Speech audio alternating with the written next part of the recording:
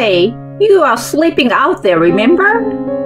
On the night of the family vacation, what came out from my mother-in-law's mouth was something I had never imagined. Mom? Outside? Didn't you hear me? There's no room for you. Outsiders should sleep in the parking lot. Oh no! Why did my mother-in-law offer to share a room with me? Now I finally understood why. I had been looking forward to this family vacation for a long time. I thought it would be a good opportunity to get to know my mother-in-law better.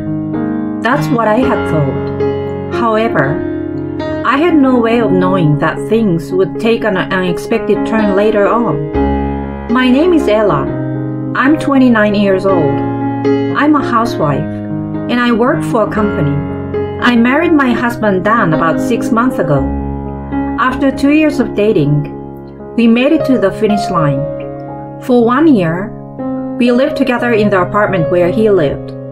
I thought I would continue to live there after our marriage, but one day before we registered, he said something like this. My mom is asking me to rent an apartment near their house. What? Your mother? Why? I don't really know either, but my parents are getting old, and it would be safer to have someone younger nearby. You know, I'm an only child. I see. As I recall, your mother gave birth to you at an older age, right? Yes. She had me when she was 38, so she's almost 70. These days, she has trouble walking to the supermarket. I see. According to Dan's story, my parents-in-law are worried about their future since they are both quite old. They don't seem to have any problems in their daily lives, but they must be feeling a little anxious. However, thankfully, they are not asking us to live with them. It would be harder for us to move in together, but it would be easier for us to live close by. I smiled and said to Dan, I understand. I'm worried about your mother and father, so let's move closer to them when we get married. Is that okay? You say it so easily. Because you're worried about your parents too, aren't you? But then, you might have a hard time. Well, they're my in-laws, but they're going to be my family now, and I want to make sure we have a good relationship. Thank you, Ella. You're being a great help. Dan looked somewhat relieved. He worried about his parents and about how it might cause me trouble. I guess he was also conflicted by the combination of these feelings. The moment I saw his relieved face, I also felt somewhat refreshed. I'm nervous about being so close to his parents, but it will lessen Dan's anxiety. Besides, I'm their daughter-in-law too, so I should do what I can to help. Thus, when we got married, we moved into an apartment, which was a 10 minutes walk from my in-laws' house. When I showed up at my parents-in-law's house after the move, my mother-in-law called out to me happily. Ella, thank you so much. Dan told me that you accepted the offer to live nearby so easily. Oh, it's nothing. I would like to help in any way I can. As I recall, your parents live far away, right? Yes, about 2.5 hours by train. Oh my God, that's a long way, but that's okay. From now on, you can think of me as your other mother and be spoiled a lot. Mother? Yes, thank you. My in-laws have a very friendly nature and are never painful to talk to. I would have a good relationship with them. That's what I thought. But at that time, I was still unaware of what was about to happen. I was about to face an inevitable problem. It was one day, about a week after our marriage, that I realized this. My husband works on the weekends, so our days off do not overlap. But since we both cherish our mornings and evenings, we didn't miss each other much. It was Sunday, and my husband usually goes to work. It was a little after 9 a.m. I was having a leisurely breakfast when the intercom rang. I wondered who it was. I thought I should have received all my packages. Maybe something from my mother at home? Mother! I shouted out in surprise. Then my mother-in-law opened her mouth, looking somewhat unhappy. How long are you going to make me wait, Ella? It's been almost 30 seconds since I pressed the intercom. I'm sorry, I'm just having breakfast. Breakfast? What time do you think it is? You're such a senseless person. What? Don't just stand there. Get the slippers ready. And some tea. Yes, here you go. I did as I was told and prepared slippers for my mother-in-law. Before I could invite her in, my mother-in-law headed for the living room, sat down on the sofa, and began to look around the room. I don't know why she was in the bad mood, but I must have put her in a bad mood any longer. I hurriedly prepared a cup of tea and brought it to her. Here you go. I'm sorry I didn't have any tea cakes. She sighed and said in a disgusted tone, You can't even make tea properly. You're not a good wife, are you? I guess I will have to train you after all. Huh? Train me? Alright. Now that I have given you my blessing to marry Dan, you are going to act exactly as a member of the great family from now on, okay? Nobody talks that way about accepting our marriage, right? And besides, don't you remember? You said, think of me as your other mother, right? At these words, my mother-in-law burst out laughing and looked at me as if I was an idiot. What are you talking about? You can't possibly have taken those words seriously. Of course it was because your father-in-law and Dan were there, weren't they? Then you mean you didn't really think that? Of course. What's the value of a plain, good-for-nothing wife like you? Dan brought you here, so I said yes for the time being. But I was supposed to be the one to find Dan's partner. But that doesn't mean you have to talk like that. Shut up. All you have to do is what I tell you to do. I finally understood what I had seen in my mother-in-law. I realized that everything I had seen of my mother-in-law was a fabrication of her character. In reality, she was a person with such a warped nature. Perhaps she became this way because she loved her son so much. But that does not mean that she should be hostile toward her son's wife. However, I don't think she would listen to me even if I talked back to her. Besides, I didn't want to upset family relations in a situation where we had just gotten married. It is not in my nature to disobey my elders. No matter how wrong my mother-in-law's way of thinking was, it was not so easy to talk back to my husband's mother. The fact that I didn't speak back here made the situation worse. My mother-in-law began to visit us regularly without prior notice, and began to bully me under the guise of helping me. You are a really bad wife, aren't you? You can't even do your own housework. You're worthless. If you're such a failure, I shouldn't have let you get married. And so on. How many times have I shed tears at these heartless words? Of course, I thought about talking to my husband about it, but my mother-in-law made the first move. I'm visiting because I want to get to know Ella. She told that to my husband. Whenever my husband came home from work, he would smile and say to me, Did my mother come by today too? I'm really sorry, okay? She's the type of person who goes all out with people she wants to be friends with. No, you know, Dan. Well, you will have to cut her some slack. Mom is very happy to have a girl like you as a daughter-in-law. I see. The smile on my husband's face as he spoke happily was too bright for me to tell the truth. In such a state, I realized that half a year had passed since our marriage. My mother-in-law was still bullying me. Then one day, my mother-in-law called my husband and I to her house and told us about our family vacation. Let's go on our annual family vacation. This year, Ella is coming with us. Me too? Of course, we are a family. She had already decided where to go and where to stay, it seems. The destination was a hotel with a spa, and the rooms were for 2 people only. I thought it would be just me and my husband, but then my mother-in-law made an outrageous comment. Oh, by the way, Ella, you will be staying with me in a double room. Me and you? Yes, let's have a good talk, just the 2 of us women. But if that's fine with Dad and Dan too. At my mother-in-law's words, my father-in-law and husband looked a little strange. Then my husband opened his mouth in concern. I don't mind that, but are you okay with that, Ella? What? Aren't you a little nervous about sharing a room with Mother? Well, Of course it would be awkward, and I would prefer to be in a different room if at all possible.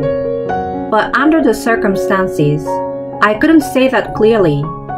Instead of my shuddering, my mother-in-law spoke to my husband. What are you talking about, Dan? What do I always say? I go to your house to get to know Ella. Oh yes, of course. But it's a trip, and Ella should be able to enjoy it without any worries. Don't worry. There are some things you don't have to worry about when you're with your fellow women. Is that how it is? Well, if you insist, I don't mind. Mom, don't pester Ella too much, okay? I know. We'll get along fine, don't worry. Thus, without being able to express my opinion or anything else, the decision was made to share a room with my mother-in-law. My husband repeatedly asked me, Are you sure you want to do this? But I couldn't say no to him. On the day of the trip, I got into the car with a depressed feeling, and after driving for about 2 hours, we arrived at the hotel. After 2 hours of driving, we arrived at the hotel and headed for the spa. I didn't want to go in with my mother-in-law, so I lied and said I had a stomach ache and shifted the timing of my entry. Afterwards, the 4 of us had dinner at a small restaurant inside the hotel. The hotel has a good reputation, so all the food was really good. The only problem was that I'd be in the same room with my mother-in-law. The spa was really nice, and the food was very good. Now all I have to do is sleep with my mother-in-law in the same room for the night. After dinner, I spent some more time in the spa. When I returned to my room, I decided to quickly go to bed, not to engage in conversation with my mother-in-law. Unfortunately, my mother-in-law was still awake. As I was getting ready to go to bed, I heard a voice behind me saying, Excuse me? I fearfully turned around and saw my mother-in-law smiling wryly at me. Mother, is there something wrong? What are you doing getting ready for bed? You sleep outside, don't you? What? What came out from my mother-in-law's mouth was something I had never imagined. I managed to squeeze out a few words as she smiled triumphantly at me. Mom, outside? Didn't you hear me? I said sleep outside. Wait a minute. Then why did you say you wanted to sleep in the same room with me? Of course, to get rid of you like this. There's no room for you. You can sleep in the parking lot. Oh no. Why did my mother-in-law offer to share a room with me? Now I finally understood why. I had been looking forward to this family trip for a long time. I thought it would be a good opportunity to get to know my mother-in-law better. That's what I had been thinking. At that moment, the anger I had been trying so hard to suppress overflowed. I couldn't take it anymore. I don't want to be in the same space with this person any longer.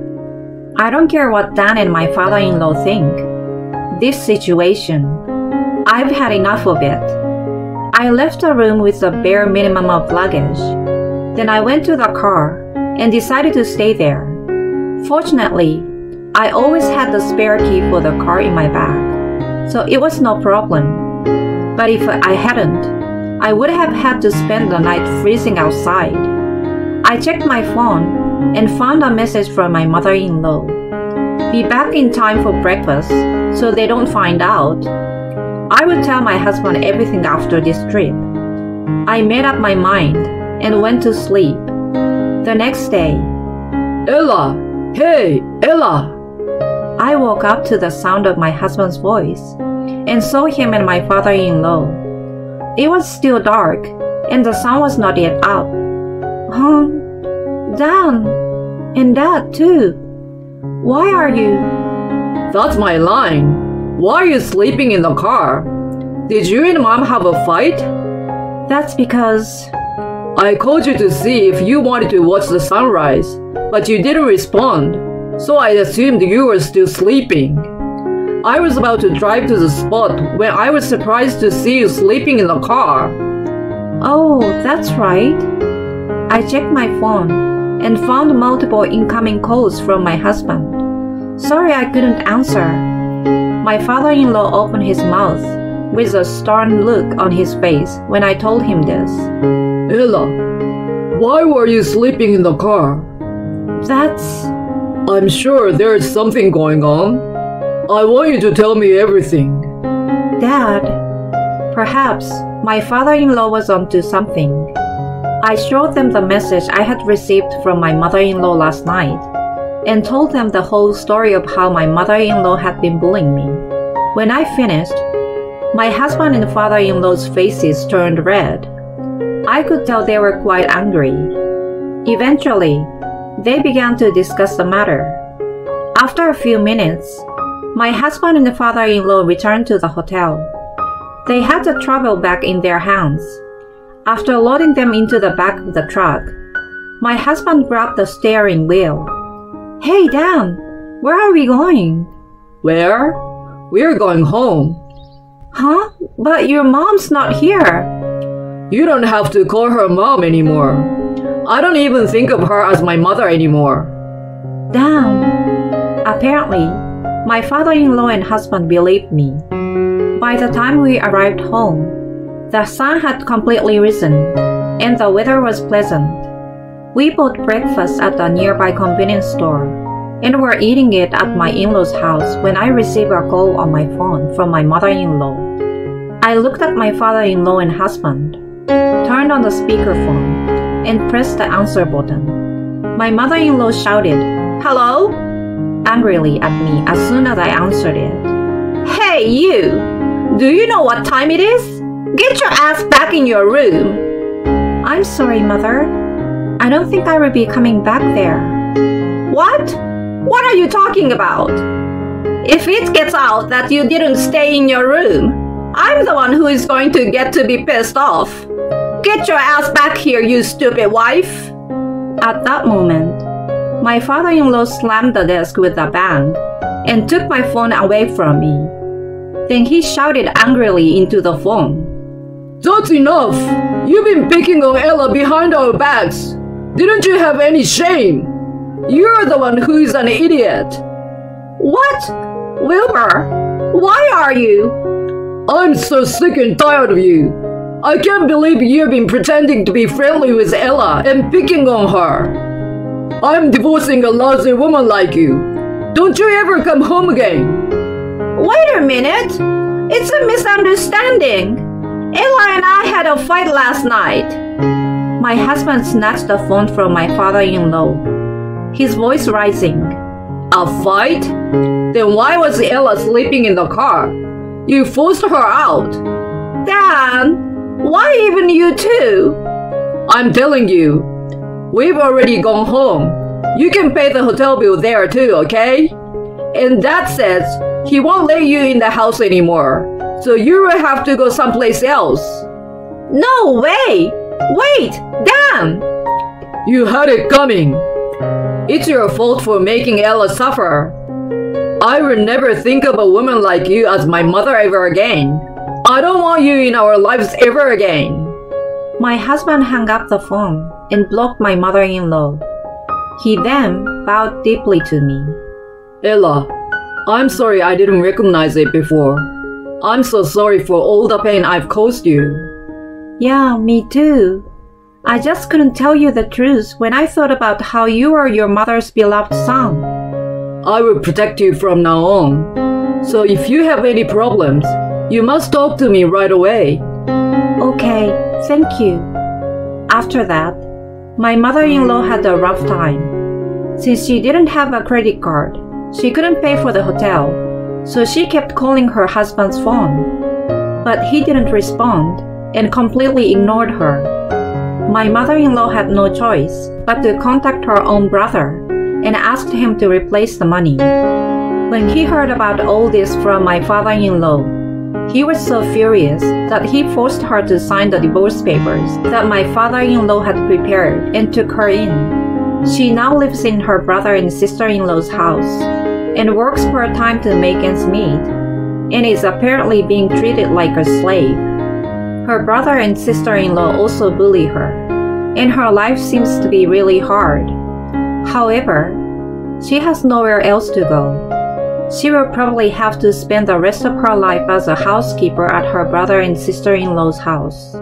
I, on the other hand, took this opportunity to move in with my husband to my father-in-law's house. We have decided to remodel my parents-in-law's house. All the expenses are my father-in-law's, and they are even going to add a room for our future child. I can't thank my father-in-law and husband enough for believing my story and going to such great lengths. I want to contribute as much as I can as a daughter-in-law for them who saved me.